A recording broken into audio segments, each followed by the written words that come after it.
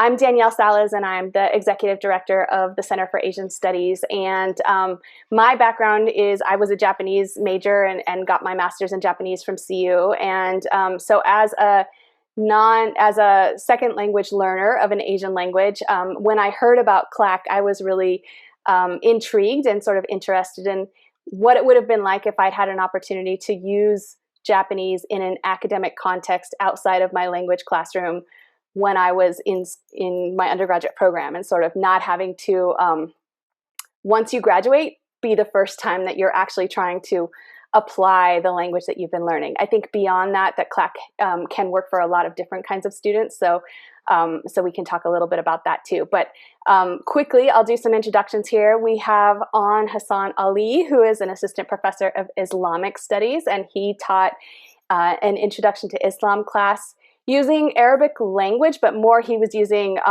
culture, because his students that signed up ultimately didn't have Arabic language experience. And then we have Levi Thompson, who is assistant professor of Arabic and taught the Arabic novel course using Arabic language materials. He had some students who did speak Arabic in his class.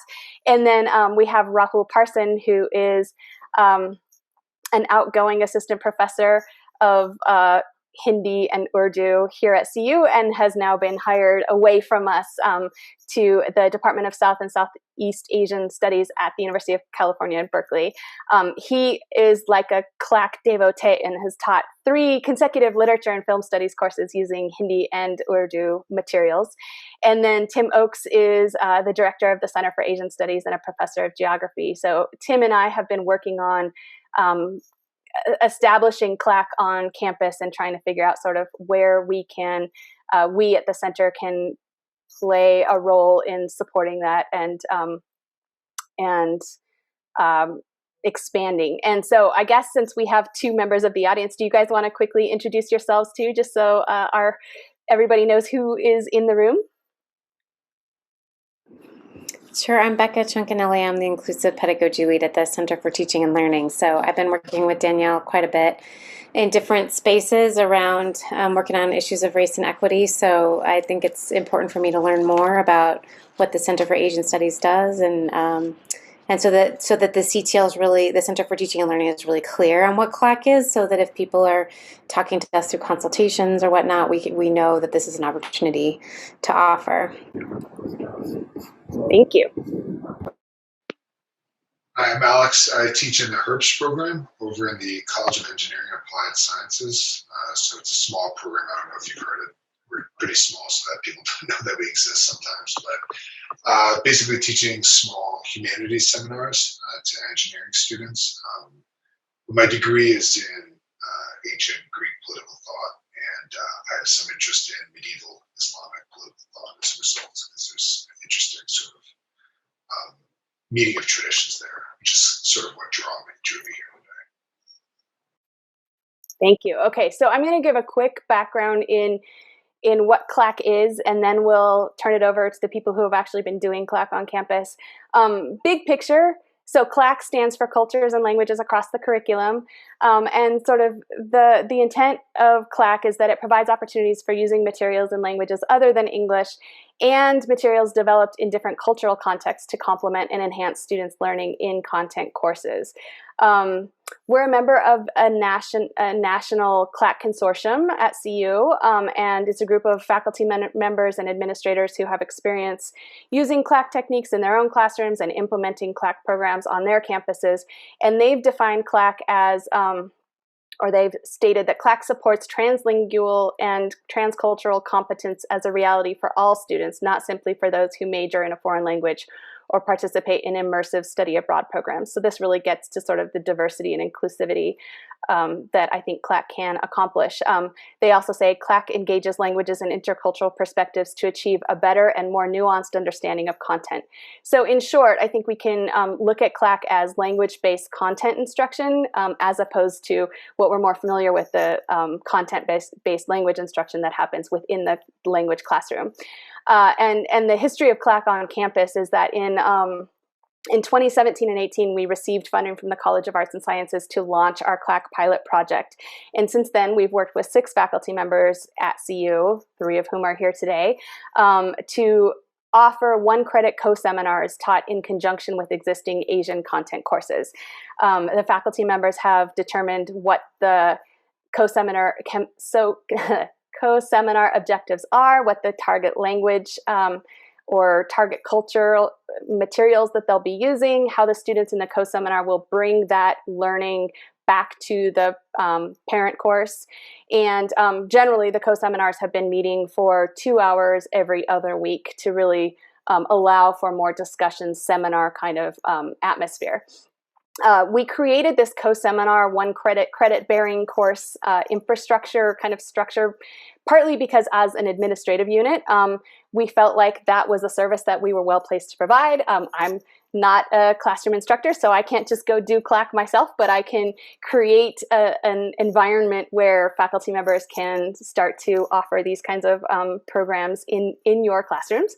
But it is also possible to implement CLAC techniques within a standard course. So you can do things like provide optional materials, language readings in the target language, or optional assignments that for students who have language or interest in sort of bringing in intercultural kinds of perspectives on the content that you're covering in the course. You know, it could be within your regular syllabus. So it doesn't have to be a 1-credit add-on. It's just the structure that we felt like we could kind of help provide to establish CLAC and sort of support it going forward and try to build sustainability there. We at the Center for Asian Studies, of course, are focused on supporting and expanding CLAC within an Asian context to support both second language learners like I was when I was studying Japanese, and also our native speakers. And we have at one point, I think probably still 80% of the international students at CU were from Asia. You know, probably 90% of those were from China, right? And so, you know, how do we incorporate those international students? How do we make them feel like what they're bringing to campus is of value, and that it's not that they don't add up, that they're lacking in English, but that they're bringing a different perspective and a different background to our campus? And how do we sort of make sure that they really feel like they're part of the campus community? And also heritage speakers. You know, there are a lot of different kinds of students who really can benefit from this kind of programming. But we also would like to figure out how to broaden the CLAC community beyond Asia and sort of have you know, a number of different departments or faculty members who are sort of a part of the CLAC community here.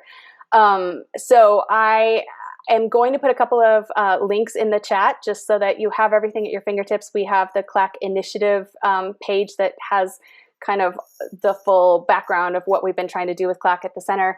And then I have the call for proposals that I'll put into the chat. But I don't know, who wants to start? Can you guys talk about what your experience has been, what's worked, you know, what CLAC has added to your normal teaching, you know, experience?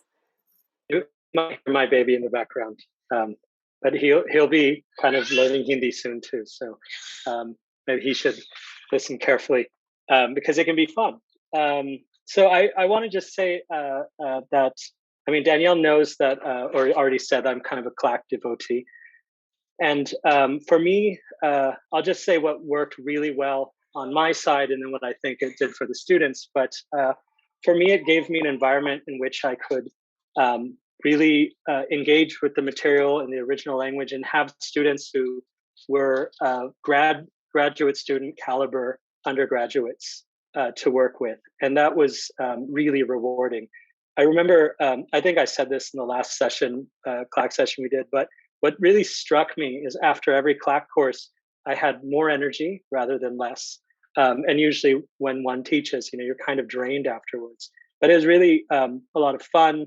The stakes they can't really be lower because it's pass fail, and there's really no way the students can fail unless they just don't turn up whatsoever. But even if they struggle with the readings and all of that, it's an environment that it's just for you know, the aesthetic pleasure of the text and the and bettering or getting to use the language that they've worked on. and so it really is a nice kind of format that we don't get to do in really any other capacity as college professors. And I think, I mean, of course, I have no idea if it ever really worked this way, but it's kind of how I imagine the Oxford Dawn thing happening, with just the professor and a few students come into a classroom and really spend time for a semester on an important text. So that's, I mean, for me, there was that really rewarding part of teaching highly self-selecting students, highly motivated students, and also, of course, the course release that you can build up, right? So if you do 3 of these, the irony is I've done 3 now, and I could have a course release, but that's fine. I would have, I think, done it anyway. I mean, it was really so helpful for me to kind of not just teach my material in translation all the time. It was, kind of re-energized my teaching and brought it closer to my research. But the course release, so I don't know if Alex, if this will apply to you, but in our department, that is mine and Levi's, if we teach 3 of these 1-unit courses, we get a 1-class course release. And so that was, I mean, that makes it so that you can justify to yourself doing it. Otherwise, you're under the gun for tenure and so forth. And so teaching even a little bit more is a really misguided idea. You're told again and again, take on nothing extra. But when you can see that you can actually maybe plan in a way so that the semester you're going to be working on your edits for your book, that you just have 1 class to teach. And so that way we can kind of think of it strategically. And so that was my plan, to kind of use this course release, 1 year hence or something. So that's my side. The other thing I would say about the students. So the students were in my, they were in the Hindi course and also in the content courses. And so I kind of was able to select my own students. I mean, I made it available to everyone. I told everyone they could join the course, but if they didn't have intermediate or better Hindi and Urdu, then they couldn't join. And I could just kind of really convince my best students to join. And that was really nice, because then I had kind of a separate class where the students who wanted more of a challenge could come and join.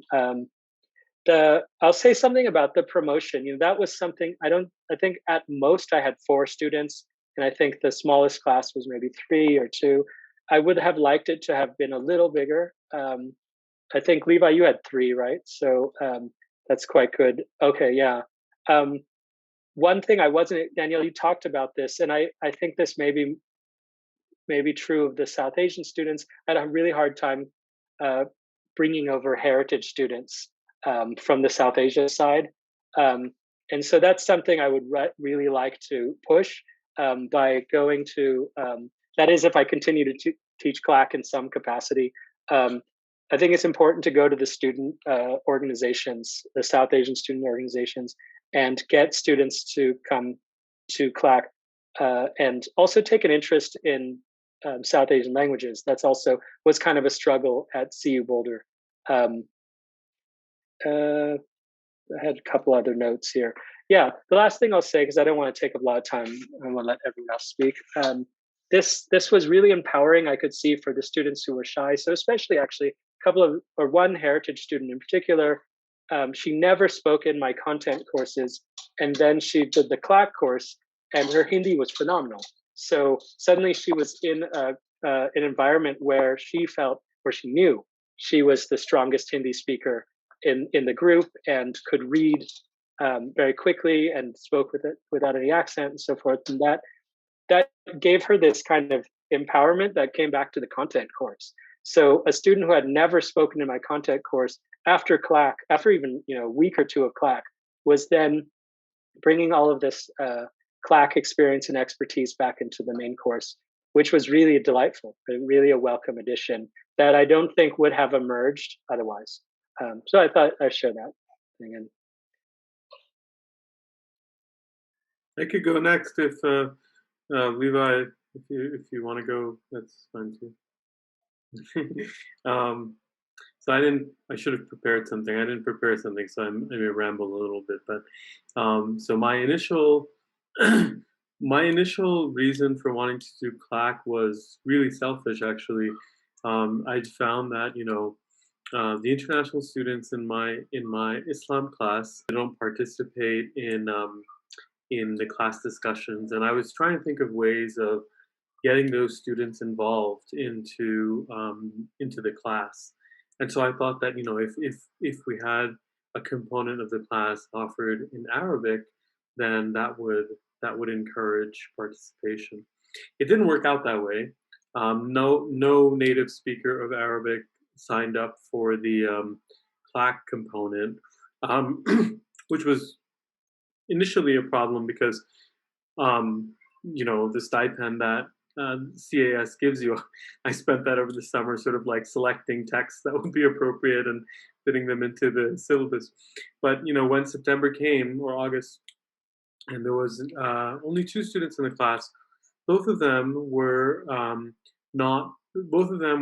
non-native learners of Arabic, and so we had to sort of change the course on the fly and turn it into more of a culture course.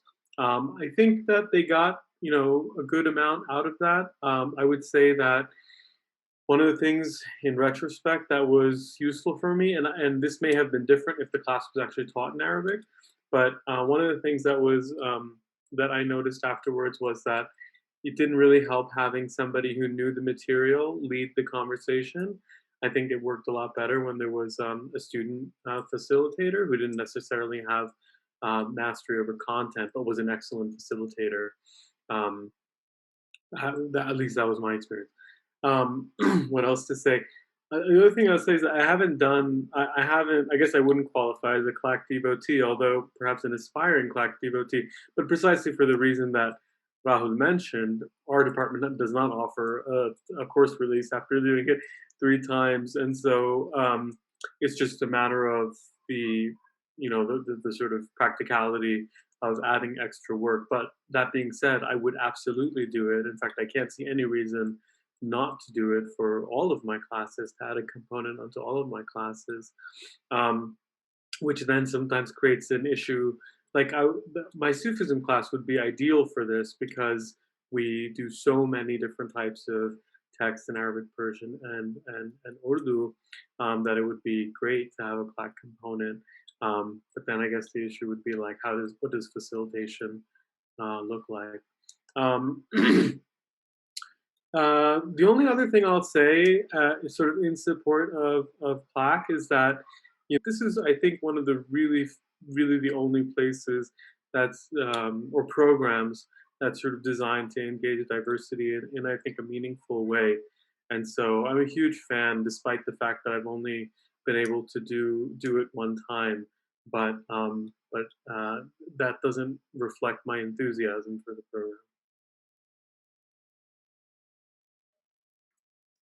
And maybe I'll just add one thing. So Aun was in our first, in that pilot year when we first launched the CLAC program. And at that time, we had funding to pay student facilitators who were actually the people meeting with the classes and running those co-seminar sessions. And I think the faculty members, Aun went to occasional meetings, but wasn't at every single one. And there, as Aun a little bit alluded to, there were some issues with what exactly the role of the student facilitator was. Some of them felt like they were TAs. Some of them were TAs in the language department, and so we're teaching it like a language class, like we're going to parse this, what part of speech is this? That's not really the intent of the CLAC program. And then some of them, because they had their own kind of grounding in the content, were leading discussions. They were more focused on the content and trying to sort of teach the students the content rather than just sort of being there to facilitate the discussion. And so partly because of funding and partly because it didn't seem like quite the right, we didn't quite narrow in on the right way to use those student facilitators. We've moved away from that, and that's now why Rahul and Levi that it's been so important that they have been able to negotiate for a course release after teaching 3 of these, because it's the faculty member themselves who's teaching it. I think there are other models that we could look into, but that just to kind of provide a little bit of context of where we've been and what we've tried to do, where we've learned from our maybe initial missteps or but anyway, Levi, tell us about your experience. So I'll start with some general comments about what I did with CLAC, and then maybe show some details of how I designed the course, the CLAC part of the course that I did, which was the Arabic novel. So I really liked the option to do a CLAC, because in our department, Asian Languages and Civs, TT professors don't really do much language teaching at all. For upper level undergrads in Chinese or Japanese, there are sometimes reading classes and things like that, but I don't really have the opportunity to engage with materials in the original language, which is what I'm actually trained to do and what I did for all of my TAing ever. So it's what I like to do also. I mean, content courses are fine, but really I'm more at home in the language classroom. So CLACs are a great opportunity for me to do that.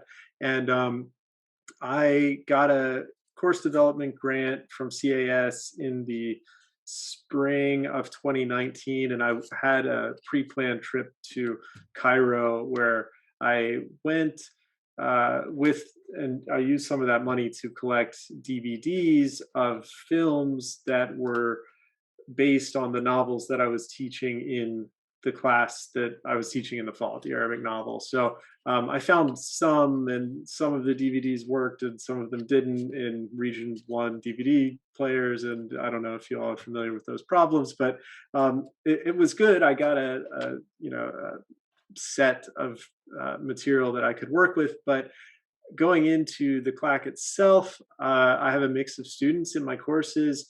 I have heritage speakers or learners, many native speakers, and then a lot of non-native students of Arabic who are in our language courses. And I had no idea what I was going to end up with in the session. I planned for everything though. So if this will work, I'm going to share my syllabus with you all. Here we go. And you can see what I did to try to cater to all types of students, because I wanted as many as I could get. So this is the description here. You could see what the goals were.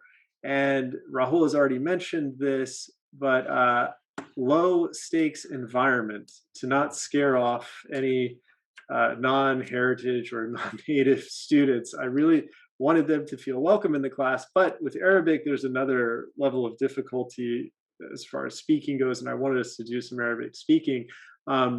Basically, you have, I don't necessarily like this distinction, but there's an idea that it's a diglossic language. So there is a written version that is spoken in media, and then spoken versions that are used in various different countries. So I put into the syllabus something about this for any native speakers that might join us. It turned out no native speakers joined us. I only had students they were actually all Coloradan. So they were all students of Arabic, had learned it at CU. But I built the syllabus so that any speakers of colloquial dialects would join the class and also have something to do, not get bored, and sort of bring them in what I figured would be a useful way for them to feel like they were doing something in the class too.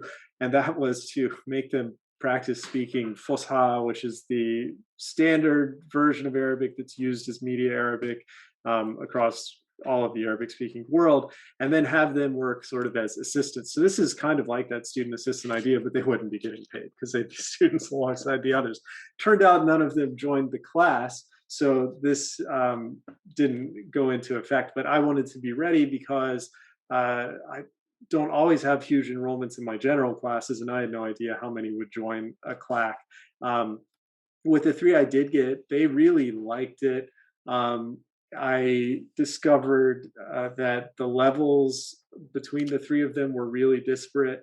So about half of the time we spent together was kind of remedial Arabic, honestly, because I was just going over things that I expected the ones who were higher level to know, and they weren't as familiar as I thought they might be. And then I was kind of also teaching the lower level student who I welcomed to join us because I wanted us to have as many as possible. So I said, please, even though you're only in year 2, I think you can manage and muddle through some of these texts and listen to some of these video clips and get something out of it. And I think they did, because Aun and Rahul will remember all 3 of my students joined us at the last one of these that we did. So they felt like they really got something out of it. They wrote really nice reviews of the class for the ones that we did internally.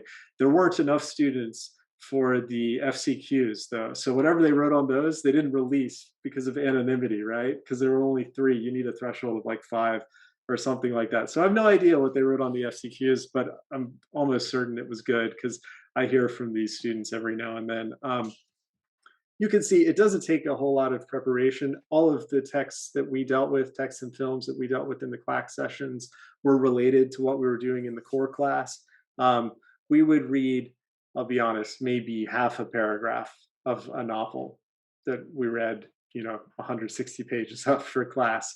And sometimes the students would find something in the chunk that I gave them to bring back to class, and we would explain that, maybe give some more context for the students that weren't learning Arabic, weren't in the CLAC, and we did get a few really good interventions from CLAC coming back to the main class with doing that, and that is basically my experience with the program. And I guess now we can open up to questions.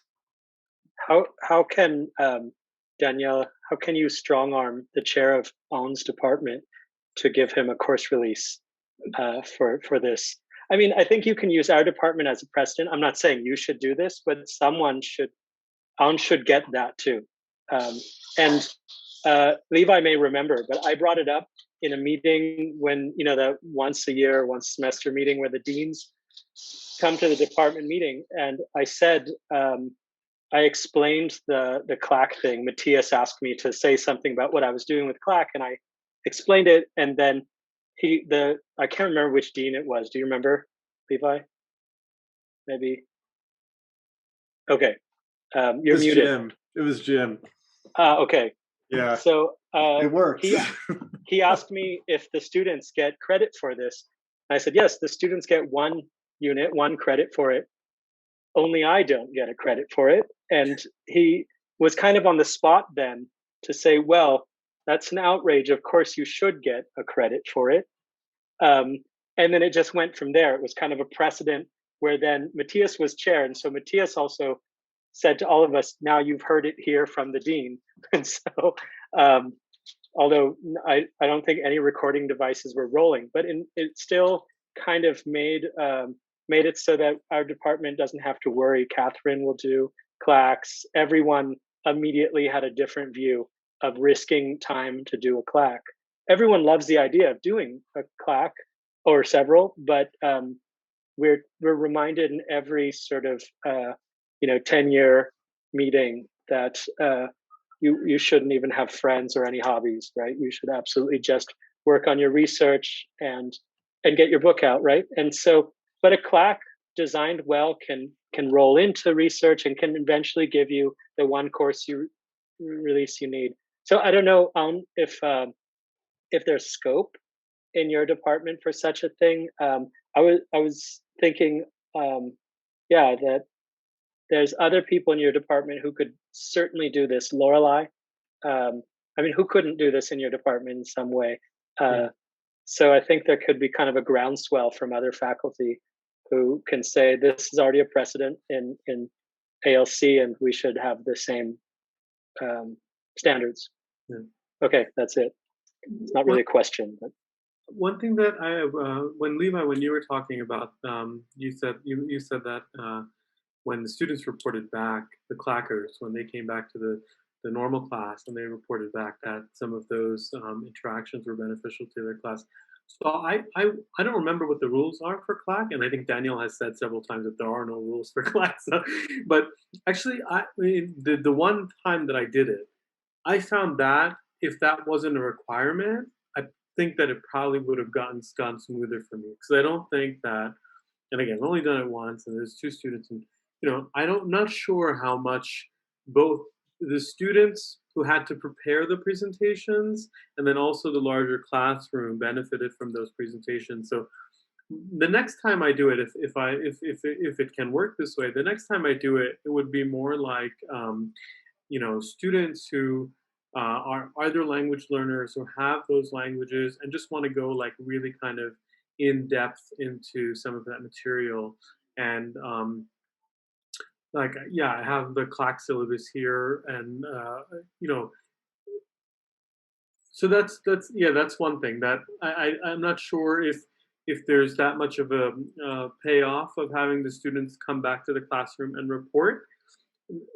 So I would structure it more as like, okay, just like Levi said, okay, you guys, you read 160 pages. We're going to read 1 page of very, very detailed, so you can get something different out of it. That's one thing. The second thing I wanted to say is that when you go to these different things on campus, that's South Asian Students Association, the Muslim Students Association, Middle East, movie night, all these kind of different, Arabic movie night, all these different things that people do, you kind of see the same students at those things. And so this is a nice way to kind of, I don't like this word, but I don't know what else to say, synergies across different units and across different faculty to get some kind of momentum going, because we all struggle with enrollments I struggle with enrollments in my classes, and I'm always kind of looking for ways to build energy on campus for these kinds of things. So CLAC kind of fits into that larger energy building process, I guess.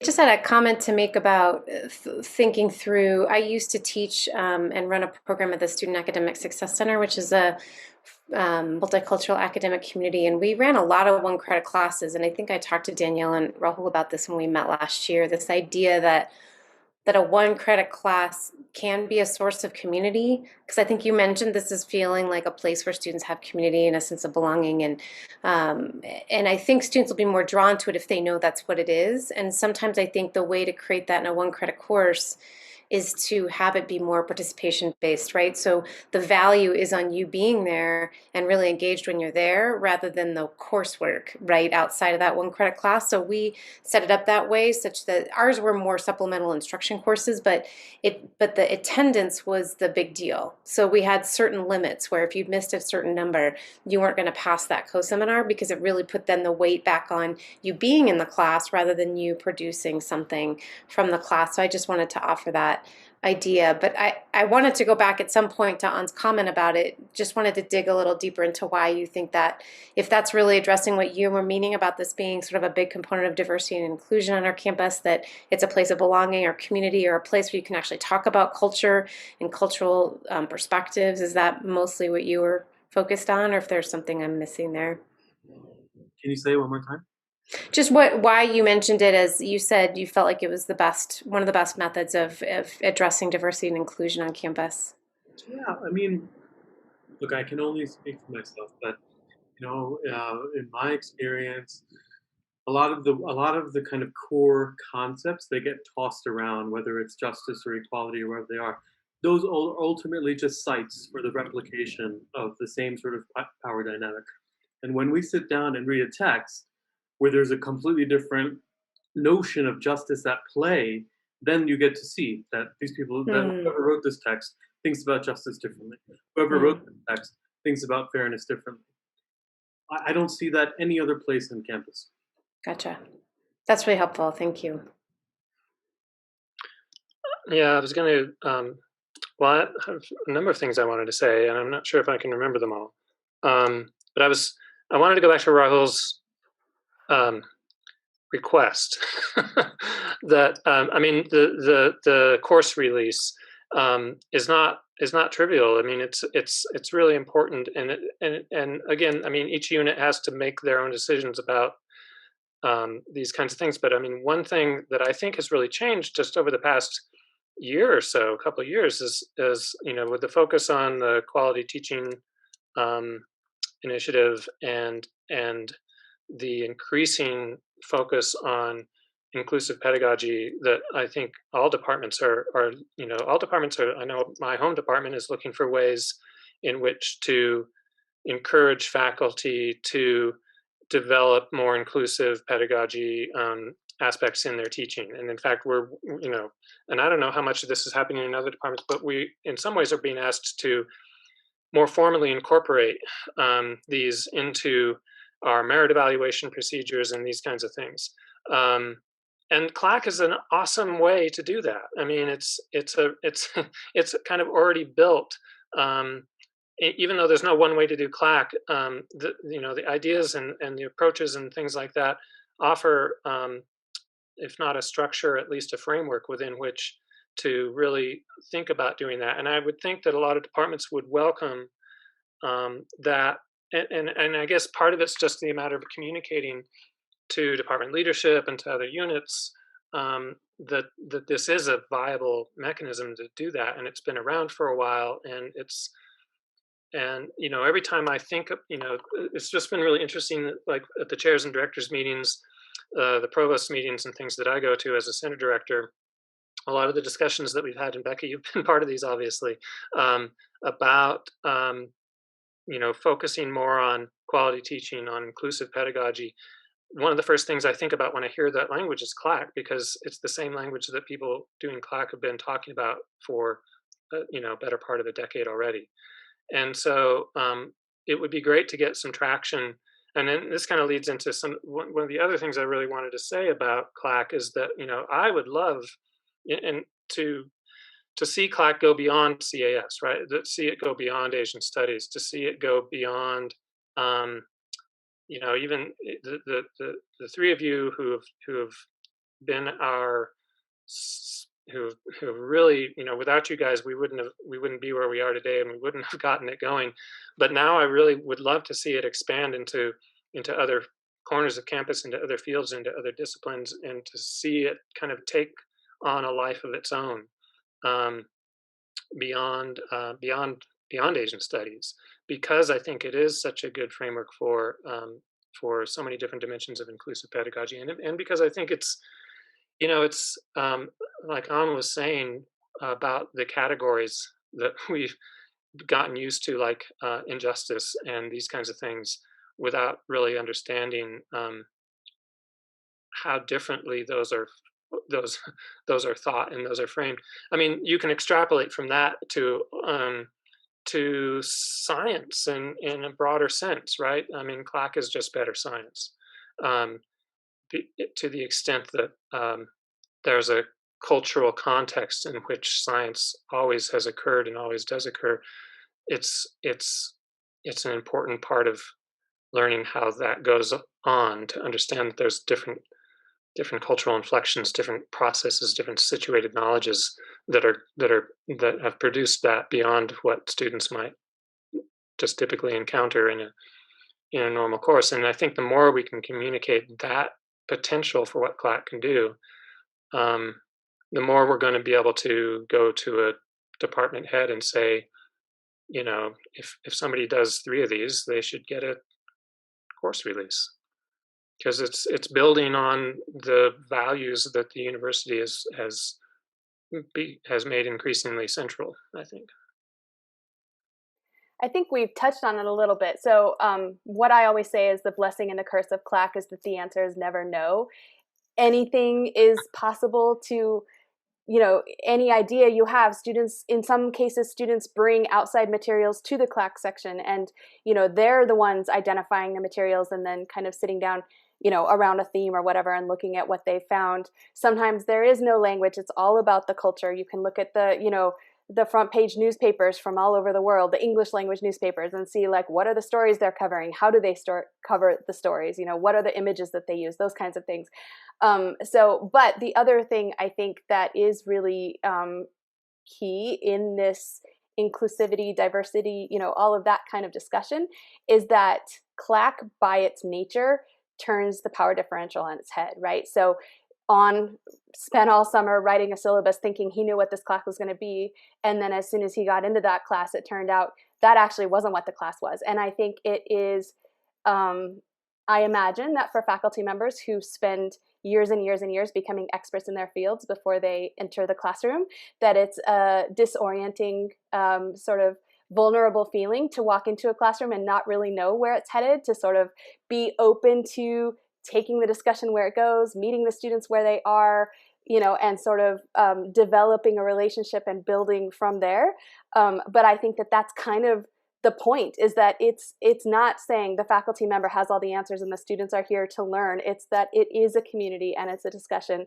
And, Rahul had a student who wrote a very nice testimonial about CLAC and said, this is what I thought college was supposed to be. This is what I thought I was signing up for, is this sort of intellectual sitting around and talking about deep ideas and, whatever. Rahul, cheats by giving them tea and having it be like a very collegial kind of environment. But that's what CLAC can be. And I think that the what we've been discouraged by at CAS is that we can't kind of figure out how to tap into the broader conversations that are happening on campus about diversity, and like figure out how do we get the right people in the room to take this message further.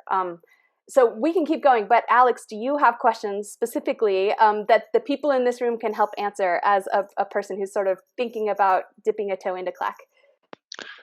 I was really regretting this moment that you'd asked me to contribute. I have to be honest, I think I was confused about what CLAC is coming into this. I have an interest, as I mentioned, right, in medieval Islamic thought, and but I don't have Arabic, so I probably just can't contribute. I have to say, what I hear you guys doing is just wonderful.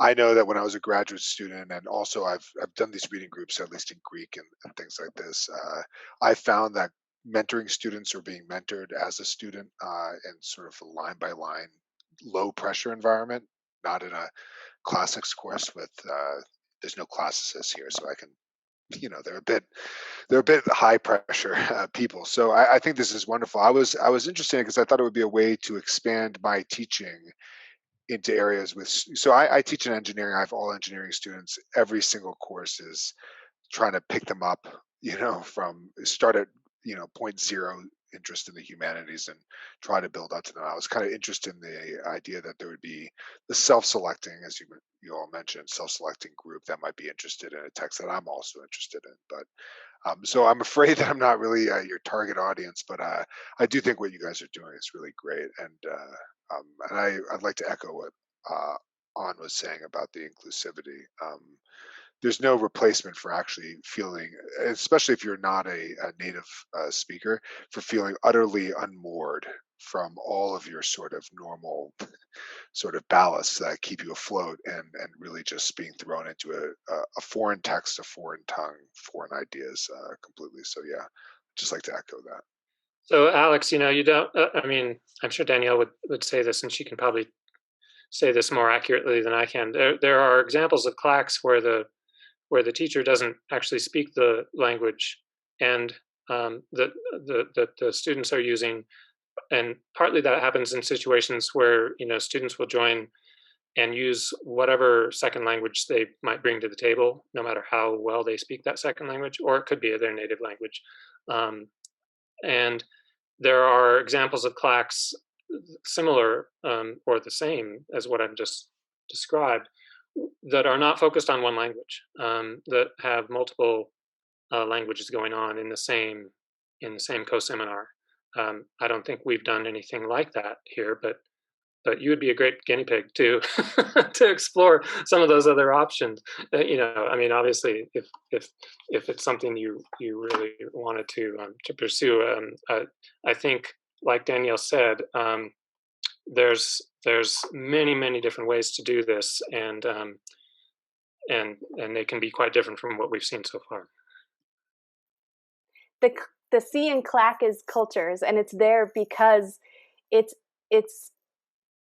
a totally valid avenue to pursue to talk about how different cultures look at common themes or look at, I mean, justice, like the kinds of topics that you're covering in your class. If you don't have the space in the regular, parent course to really delve into what is the history that these people are coming from, or what are the perspectives that they're bringing to this when you're going over particular, sources, that is an equally valid way to use CLAC and to bring additional, right, to enhance the students' learning, to bring additional perspectives, and to circle back to the inclusivity, to really, the goal is that students leave the university with, more open-minded, broader perspectives, a deeper understanding of the world. And I mean, that's my goal. I don't know, there are probably other goals for a university, but so CLAC can do that, whether it's through the language or not. And I think his students were in their first semester of Arabic, so they were not using they were not even reading a paragraph in Arabic. They were talking about a single word. What does this word mean? Why is it different than the English translation of the word? I don't think they used it, but my favorite example is I happened to see the Shakira CD cover that was used in the Middle East. It is a very different image than the one that is used here, right? She is like in a jungle, like her entire body is covered by ivy, whereas the American version is like she's very scantily clad with a little bit of greenery covering her. And that is, that's a perfect, you can use, posters, you can use social media. There are all kinds of ways to get into a deeper discussion of the concepts that you're covering in class. So you absolutely are welcome here. There are only so many people on campus who speak Asian languages, and they're valuable in this conversation, but they're not the only people who can be in this conversation. So stay the course. If you're interested, don't feel like you're not, this isn't for you. Can I just add something? Alex, I was thinking about just how interesting it would be to have a few students who had some access to Greek. And it would be completely brilliant to just go over text and even just look at the etymology of things and kind of take Greek myth or philosophy and really, let me speak for Hindi for a second. For example, in Prem Chand's stories, there's all these figures of yogis and sadhus. And in the English translation, it's kind of Orientalist. And then when the students would read them in Hindi, they would observe that the yogi and the sadhu and these figures that are revered, usually in Western discourse, are compared, kind of unfavorably to other people who also aren't working, right? So Prem Chand is asking a question in Hindi. Just on the level of language, you detect that the yogi and the beggar are big. They're kind of becoming equivalents in the Hindi, but in the English, the kind of the category of yogi, especially in Boulder, is so celebrated that it's hard to kind of see what's actually happening in the text itself. The kind of weight. I thought of this as like a de-orientalization of these texts that the students could experience. And I imagine in Greek that's certainly happening too. When we dig down and look at text and how Greeks were thinking about things in a kind of logocentric way, really go after a few terms. I don't think it has to be expansive. We were reading short stories. I should say Hindi is a lot easier than Arabic. So my students in the intermediate level can read short stories. And then one other point, I just wanted to pick up on something Becca said. The community thing was just extraordinary. That had nothing to do with me or my design, except that, as Danielle said, we sat in my office and we drank tea and ate biscuits. But other than that, they became friends immediately, the 3 or 4 students. They started immediately with a WhatsApp group to help each other with translations. But then I found out that they were cooking dinner together every week and reading the stories. And then they would come to class and they would have all these inside jokes. They had basically what they called a Rahul bingo. Like if I mentioned, I don't know, about class disparity and ideology and Calcutta, they're like, bingo, I have bingo. it was really fun because they became so tight, and they kind of let me in sometimes on their inside jokes, and sometimes they didn't, which was also nice just to see. I don't know how you can communicate. I mean, I think that's something all of us should think about, is how you can share with how valuable that experience, kind of the close friend, sort of network they make, rallying around some important text in the struggle of learning a new language. Somehow, I think, like Becca brought it up, and I think it should be written into the kind of CLAC, what CLAC offers, because they will be small classes. I mean, I think the enrollment cap is 9, but I was lucky to get 4. But I think 4 or 5 can fit in an office.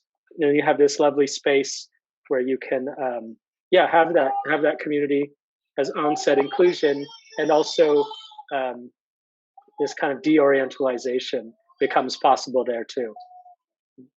I mean, like, sorry, Levi, were you going to say something? Oh, okay.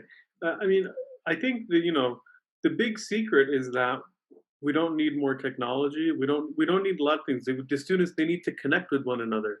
And what better way to do that than to like argue about the meaning of a text over like tea or something like that. And I continue to do exactly the same thing that I have vision in CLAC in my Islam class, and consistently every single year in the FCQs, the students always point out those specific classes. Like, I think one year it was like a song by Amir Khusro, which is a famous song that everybody sings at weddings about the bride leaving the family home, and talking about the kind of Neoplatonic imagery in that song. Something as simple as that. It doesn't take any preparation. It doesn't take any time. These are things that we do anyways. I think the students appreciate it so much, and those are the things that end up on the FCQs every year. Yeah, I wanted to add a couple things because I just think this is, I think in the framework of like the diversity plan and everything the campus is up to, and I part of me, Danielle, wants to figure out how to like morph this into, if you morph it into something somebody's doing, then it gets more play. Do you know what I mean? And there's definitely a lot of talk about how, just as you're all saying, like there's an importance that students have more training around social justice. There's importance for them to have spaces where things are turned on their head and where they're not in a dominant culture type environment. And so people are talking about that. I don't know what's going to come of that, but in some of the work I've been doing to try and develop professional development programs for graduate students around equity and social justice, I'm finding that, I interviewed a bunch of students and hired them just to start planning this with me, and they're all students from marginalized identities, and they're all saying over and over and over again that they don't have spaces of community. They just don't. They don't have spaces of community on campus where they can talk about things that are important to them. And the more you create that in small, and it has to be a small cohort. It just can't be 100 people in a room, So the campus would have to value that at some level. And I think, I'm definitely an advocate for that. So however there's space to sort of expand your vision such that, there are 1-credit courses where students are reading a text and exploring. I mean, that is what we're trying to develop into this equity and social justice program, that there's spaces where students are discussing these difficult issues together, right? Where they're discussing it. It's not a content delivery moment. It's it's exactly what you're all talking about. And they're all wanting that and looking for that. There's book clubs popping up everywhere. Like people are trying to find that. And I think if it could be valued with a credit-based course, or if it could be valued within a department for a faculty to get paid for it, I'm a huge fan of this, and I don't know how it expands, but the center would be happy to figure that out with you if we can. Okay, are there any other comments or questions or thoughts that before we set everybody loose to change the world? I'll just say as the lone audience member that this is really helpful, and thank you for your encouraging comments. That makes me all the more likely to submit a proposal as I think through what I might be interested in doing for something like this. I hope you do, Alex. I mean, don't feel like you're going to throw some weird thing at us and we're going to be like, oh, what the hell is he talking about? So we would like to see new ideas and new thoughts come our way with this. And so I think, you'd be a great person to do that. Thank you. Well, thank you guys for coming. And I mean, for those of you who have done CLAC, Rahul, I hope you stay in touch. I hope you come back and talk about how you've added CLAC to the Berkeley curriculum.